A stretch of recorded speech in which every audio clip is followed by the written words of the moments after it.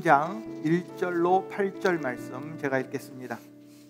또 여호수아가 아침에 일찍이 일어나서 그와 모든 이스라엘 자손들과 더불어 시딤에서 떠나 요단에 이르러 건너가기 전에 거기서 유숙하니라.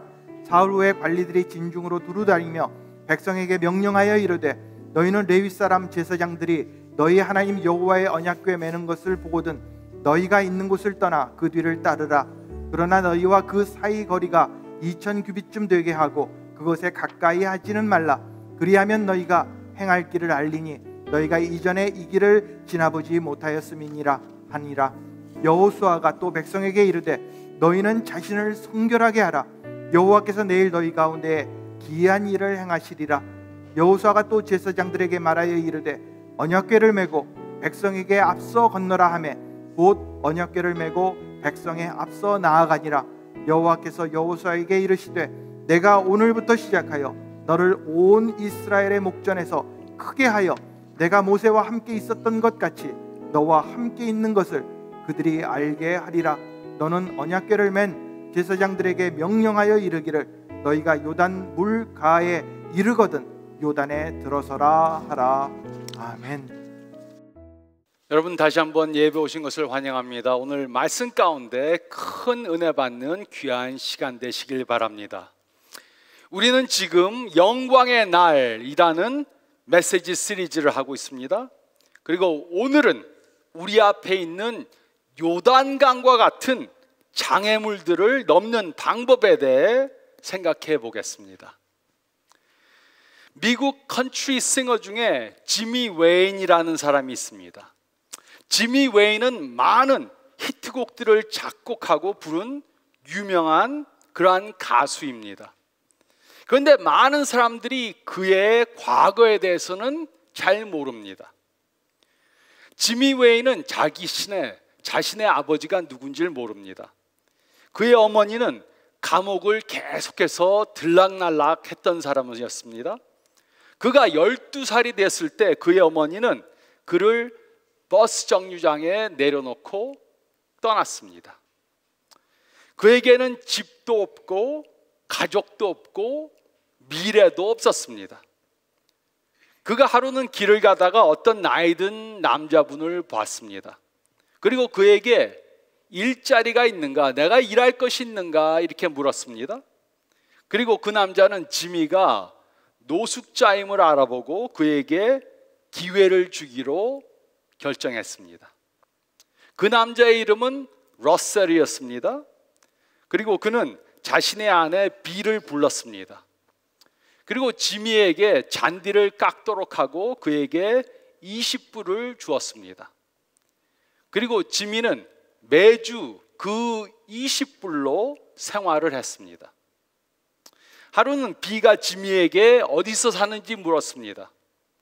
처음에는 노숙자라고 말을 하지 않았지만 결국 사실을 말해 주었습니다. 그리고 러셀과 비는 지미를 그들의 집에서 살게 해 주었습니다. 그에게 자신의 방을 주고 화장실을 주고 또 함께 식사를 할 수 있게 해 주었습니다.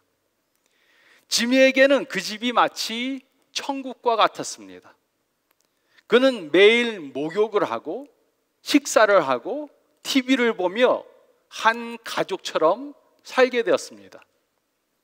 하지만 지미는 한동안 자신의 짐을 풀지 않았습니다. 그 이유는 그는 이미 여러 번 많은 사람들에게 거절을 당해본 그러한 경험이 있기 때문이었습니다. 그래서 이번에도 언젠가는 그 집에서 쫓겨날 것이다 생각이 되어서 쓰레기 봉지 안에 넣어둔 자신의 짐을 풀지 않았습니다. 한 집에 살았지만 한 가족은 아직 되지 못한 것입니다.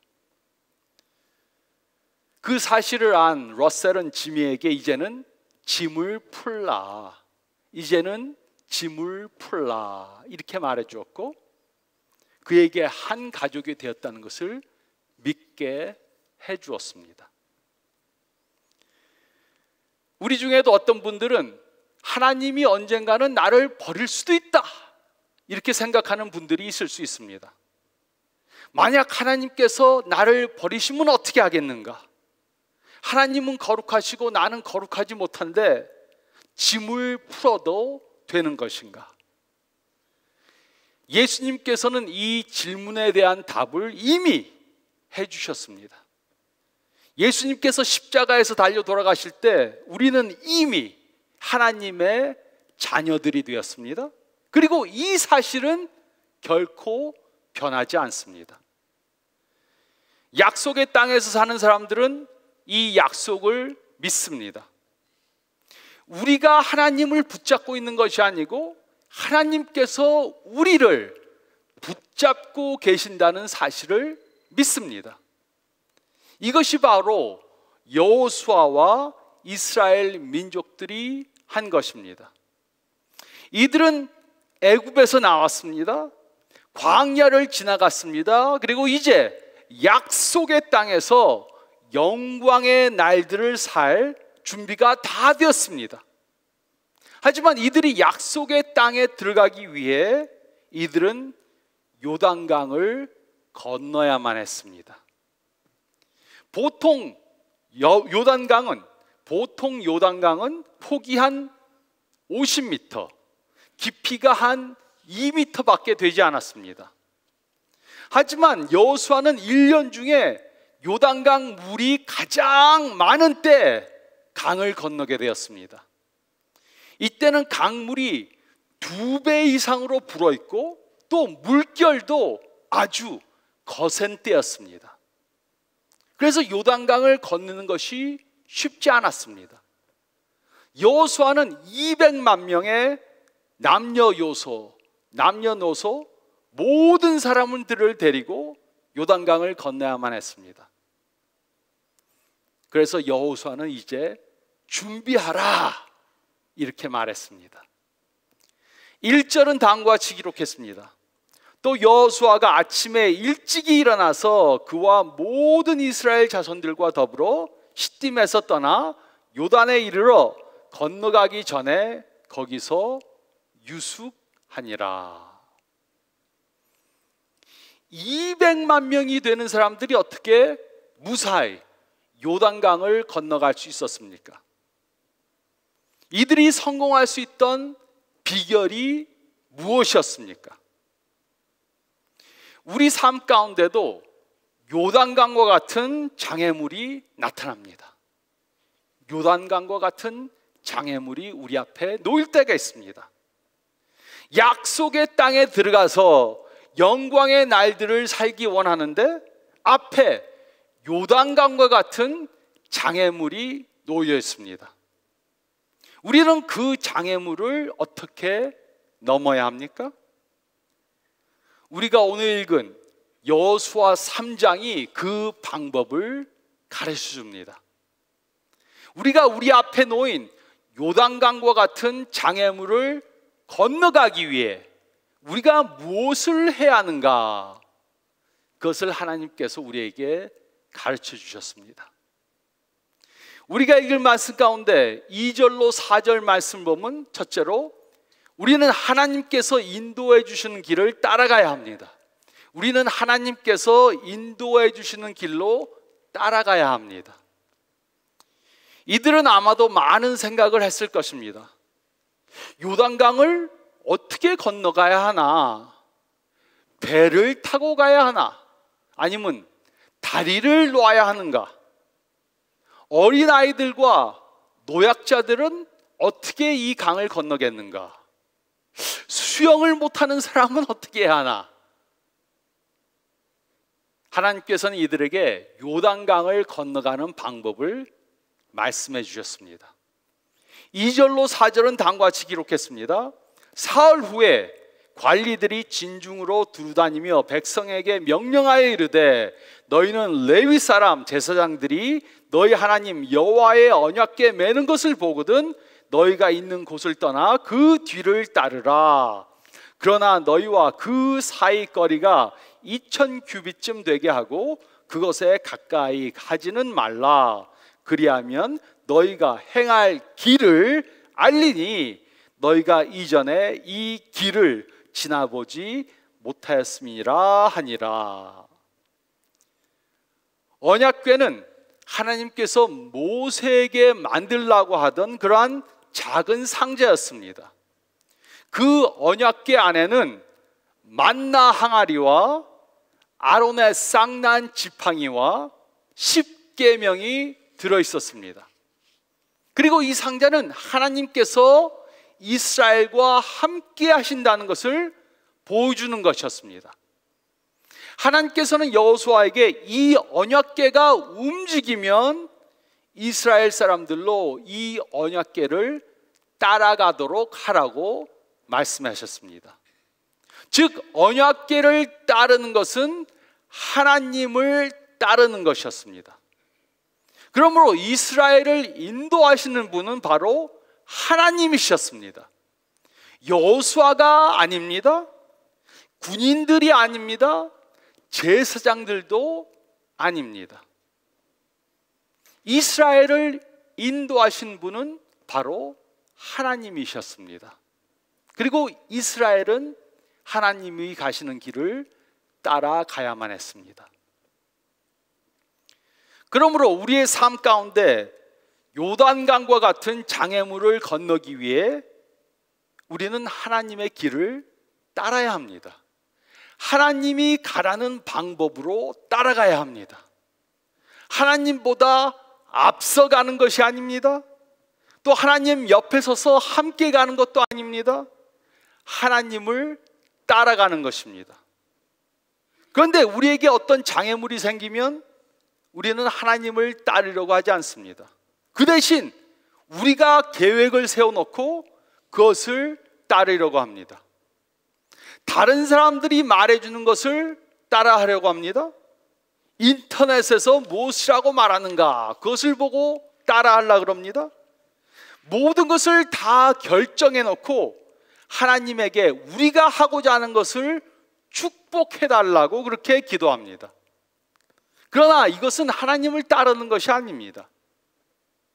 어떤 경우에는 우리의 무능함에 대한 인식을 갖는 것이 좋을 수도 있습니다. 저는 나이가 들어가면서 제가 아는 것이 별로 없고 할 수 있는 것이 별로 없다는 것을 더 많이 인식하게 됩니다. 그리고 이런 인식은 저로 하나님을 더욱더 의지하게 만들어줍니다. 그 예로 저는 목사로서 설교를 하는 것이 매우 어렵습니다. 1년 52주 설교를 해야 되는데 무슨 성경 구절로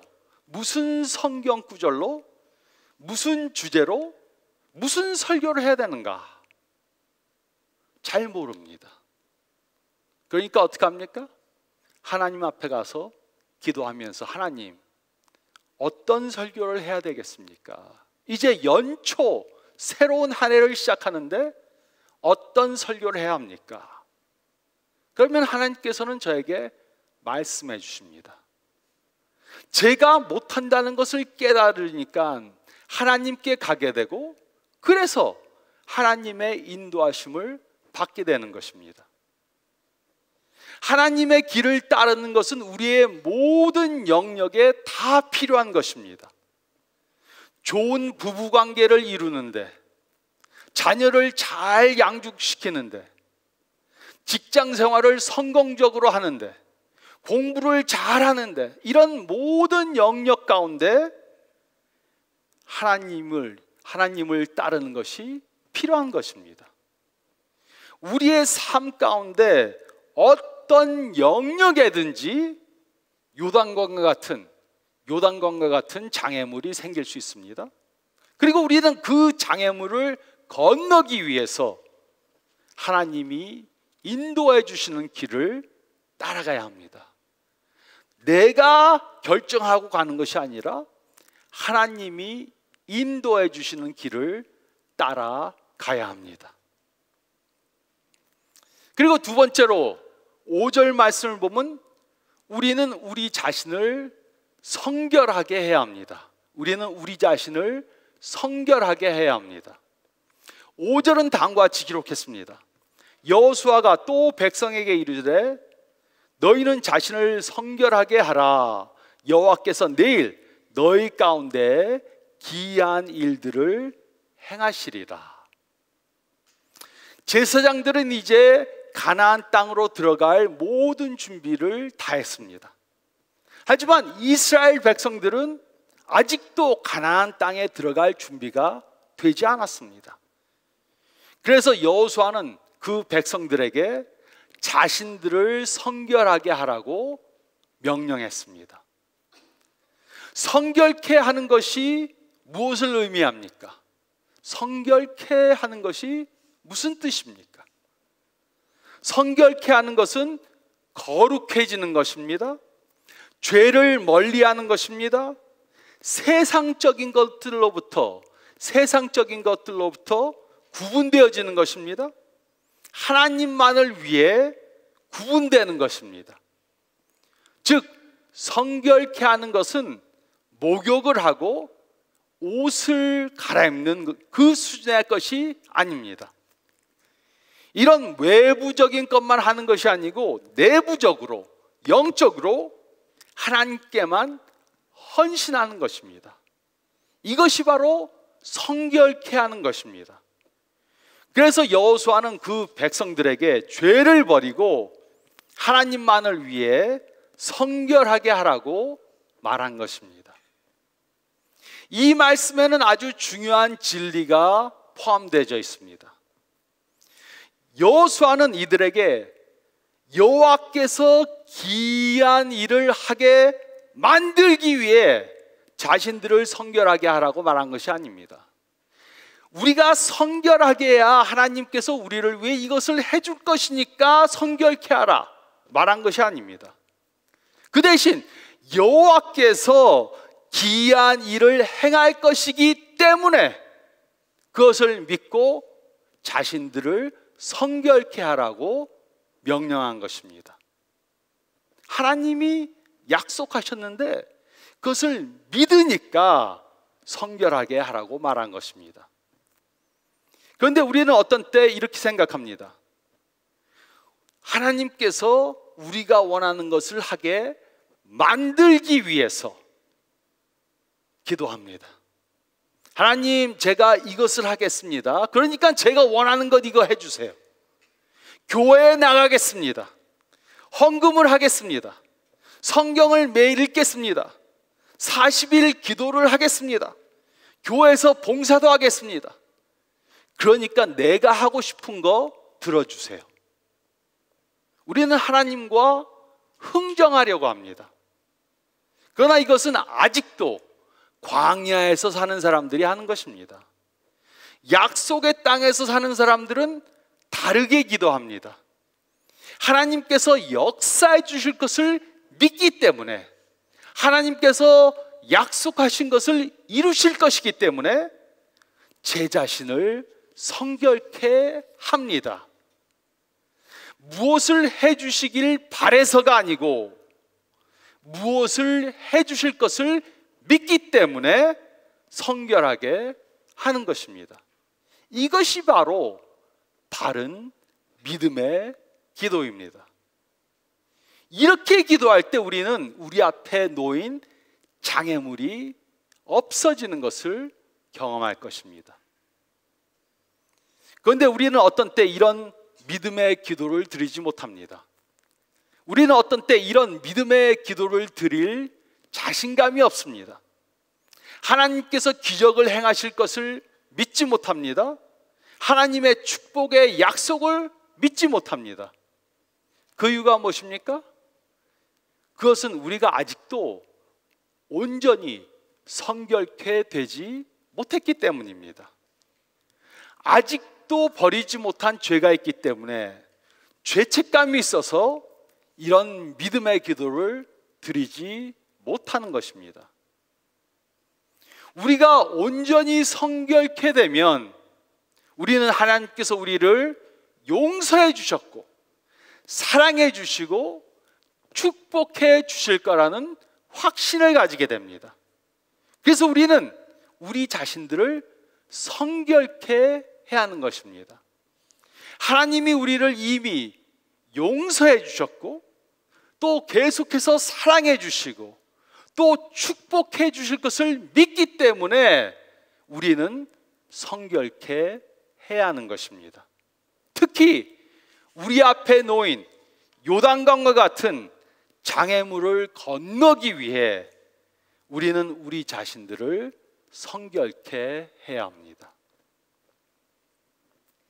또 계속해서 세 번째로 저희가 읽은 말씀 가운데 6절로 8절 말씀을 보면, 셋째로 우리는 믿음의 발걸음을 내디뎌야 합니다.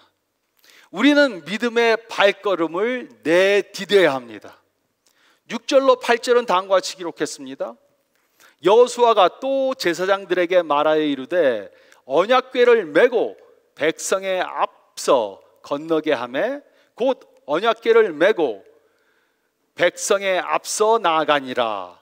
여호와께서 여호수아에게 이르시되 내가 오늘부터 시작하여 너를 온 이스라엘의 목전에서 크게 하여 내가 모세와 함께 있었던 것 같이 너와 함께 있을 것을 그들이 알게 하리라. 너는 언약궤를 맨 제사장들에게 명령하여 이르기를 너희가 요단 물가에 이르거든 요단에 들어서라 하라. 이 광경을 한번 상상해 보시기 바랍니다. 이스라엘은 이제 요단강을 건너게 되었습니다. 그리고 제사장들은 요단강을 향해 한 걸음 한 걸음씩 나아갑니다. 요단강은 서질 않습니다. 계속해서 거세게 흐릅니다. 멈추는 기색이 전혀 없습니다. 어떻게 해야 합니까? 계속 전진해야 합니까? 아니면 멈춰 서야 합니까? 제사장들은 물로 화닥닥 뛰어들어가지 않았습니다. 그 대신 그들은 발을 조심스럽게 강에 담갔습니다. 아주 작은 걸음이었습니다. 그러자 물이 멈춰 섰습니다. 발을 디디니까 강이 멈춘 것입니다. 15절로 17절은 다음과 같이 기록했습니다.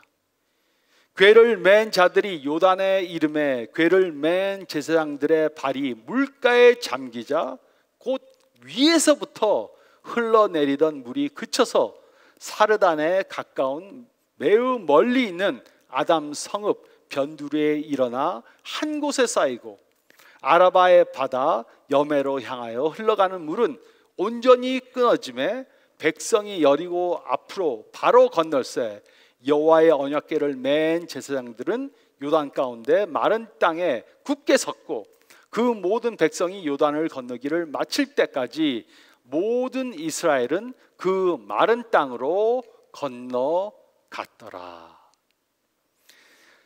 제사장들이 발을 물에 담그자 강이 멈추었습니다.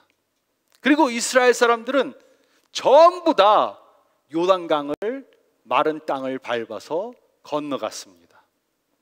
남자들, 여자들, 노인들, 아이들, 강한 사람들, 약한 사람들 모두가 다 강을 건넜습니다. 이것은 이들이 할 수 없던 것을 하나님께서 할 수 있게 해주셨기 때문입니다. 그리고 이곳에는 매우 중요한 사실이 기록되어져 있습니다. 이것은 우리가 깨달아야 하는 매우 중요한 사실입니다. 하나님께서는 제사장들이 그 발을 물에 담그기 전에 먼저 요단강을 멈춰서게 하지 않았습니다. 이들이 먼저 믿음으로 발을 내디디자 물을 멈추시게 했습니다. 이들은 하나님께서 물을 멈추게 하실 때까지 기다린 것이 아닙니다. 이들이 믿음으로 발을 내딛자 물이 멈춘 것입니다. 이들처럼 우리도 우리 앞에 있는 요단강과 같은 장애물을 건너가기 위해 믿음의 발걸음을 내디뎌야 합니다. 하나님께서 그 장애물을 치워주실 때까지 기다려야 하는 것이 아닙니다. 우리가 하나님의 약속을 믿고 믿음으로 발을 내디딜 때 비로소 우리의 장애물이 마른 땅으로 변하는 놀라운 역사를 경험하게 되는 것입니다. 그 예로 경제적으로 어려움을 당하는 분들이 있습니까? 하나님께서 주시는 그러한 경제적 축복을 경험하기 원하십니까? 그렇다면 우리 앞에 있는 요단강과 같은 경제적 장애물을 건너가기 위해 우리는 믿음의 발걸음을 내디뎌야 합니다. 그래서 저는 경제적으로 어려움을 당하시는 분이 있으면 11조 생활을 하라고 권합니다. 저는 그들에게 하나님께서 주신 약속을 말해줍니다. 하나님께서는 말라기 3장 10절에 다음과 같이 약속해 주셨습니다. 만군의 여호와가 이르노라 너의 온전한 11조를 창고에 들여 나의 집에 양식이 있게 하고 그것으로 나를 시험하여 내가 하늘 문을 열고 너에게 복을 쌓을 곳이 없도록 붙지 아니하나 보라. 그런데 어떤 사람들은 이렇게 말합니다. 하나님께서 나에게 먼저 경제적 축복을 주시면 내가 11조 생활을 하겠습니다. 또 이런 말을 합니다. 하나님께서 나에게 복권이 당첨되게 하면 10분의 1 드리겠다. 이것은 잘못된 생각입니다. 예수님께서는 우리가 먼저 그의 나라와 그의 의를 구하면 그럴 때 우리에게 필요한 모든 것들을 충족해 주실 것이라고 약속하셨습니다. 그래서 이 이스라엘 민족들이 한 것처럼 우리는 먼저 우리의 발걸음을, 믿음의 발걸음을 내디뎌야 합니다. 그러면 하나님께서 약속하신 축복을 경험하게 될 것입니다. 그리고 이 사실은 모든 영역에 다 적용됩니다. 하나님께서 먼저 기적을 행해 주시면 내가 이것을 하겠다. 그것이 아닙니다. 우리가 믿고 믿음의 발걸음을 내디디면 하나님께서 역사해 주시는 것입니다. 우리는 요단강이 마를 때까지 계속해서 기다리면 안 됩니다. 먼저 믿음의 발걸음을 내디뎌야 합니다. 그러면 하나님이 주시는 기적을 경험하게 되시는 것입니다. 우리 앞에 있는 요단강과 같은 장애물을 건너기 위해 우리는 믿음의 발걸음을 내디뎌야 합니다. 이스라엘 백성들이 요단강을 건넌 다음에 어떻게 했겠습니까? 너무 기뻐서 막 뛰고 또 하나님께 감사를 드렸을 것입니다. 그들의 자신감은 넘쳐 흘렀을 것입니다. 요단강을 건너서 요단강을 걸어서 건넜는데 여리고 성을 함락시키는 것은 누워서 떡 먹기라고 생각했을 것입니다. 그리고 우리에게도 이런 믿음이 필요합니다. 우리는 우리 앞에 있는 요단강을 우리의 능력으로 건널 수 없습니다. 그러나 하나님께서는 우리로 할 수 있게 해주십니다. 우리는 이것을 믿음으로 확신해야 합니다. 우리는 이제 새해를 시작하면서 과거는 과거에 놓아둬야 합니다. 광야에서 하던 것을 약속의 땅으로 끌고 가려고 하면 안 됩니다. 과거는 바꿀 수 없습니다. 과거는 과거에 놓아두고 우리는 새로운 미래를 가나안 땅에서 시작해야 합니다. 우리는 예수님 안에서 새로운 미래를 살 수 있다는 그 약속을 믿어야 합니다. 그렇게 해야 우리는 약속의 땅에서 영광의 날들을 살 수 있게 되는 것입니다. 약속의 땅에서의 새로운 삶이 우리를 기다리고 있습니다. 지미 웨인도 새로운 삶을 발견했습니다.